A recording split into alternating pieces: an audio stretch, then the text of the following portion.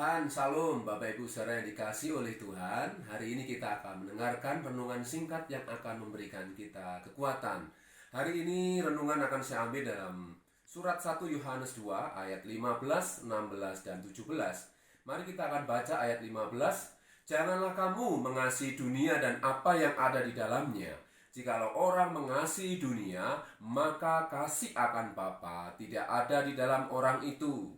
Ayat ini jelas menerangkan kepada kita semua bahwa kita diminta untuk mengasihi Tuhan, Bapa pencipta segala-galanya. Jelas firman Tuhan memberikan pengertian kepada kita, jikalau orang mengasihi dunia, maka kasih akan Bapa tidak ada di dalam orang itu. Tuhan rindu supaya kita lebih mengasihi Dia. Bukan berarti kita tidak mengasihi keluarga kita, orang tua kita, anak-anak kita, tetapi Tuhan ingin supaya kita lebih mengasihi Dia. Sederhana Bapak Ibu saudaraku. Oleh sebab itu ayat 16 mengatakan, sebab semua yang ada di dalam dunia, yaitu keinginan daging dan keinginan mata, serta keangkuhan hidup, bukanlah berasal dari Bapa, melainkan dari dunia. Kembali lagi firman Tuhan mengingatkan, semua yang ada di dalam dunia, satu keinginan daging, keinginan mata, keangkuhan hidup, tiga perkara ini bukan berasal dari Tuhan. Dan dunia sedang membawa manusia kepada keinginannya, sehingga manusia bisa jauh dari Tuhan. Manusia bisa lebih mengasihi dunia. Itu yang Tuhan tidak inginkan. Banyak hari-hari ini manusia gagal. Banyak manusia terjerumus ke dalam keinginan dan hawa nafsu mereka, sehingga mereka jauh dari Tuhan. Itu yang Tuhan tidak mau. Ayat 17 mengatakan, dan dunia ini sedang lenyap dengan keinginannya, tetapi orang-orang yang melakukan kehendak Allah tetap hidup selama-lamanya. Firman Tuhan mengingatkan kepada kita, dunia sedang lenyap dengan keinginannya. Keinginan mata, keinginan daging, dan keinginan manusia yang membawa manusia itu ke dalam binasaan. Dunia sedang lenyap dan dunia akan binasa.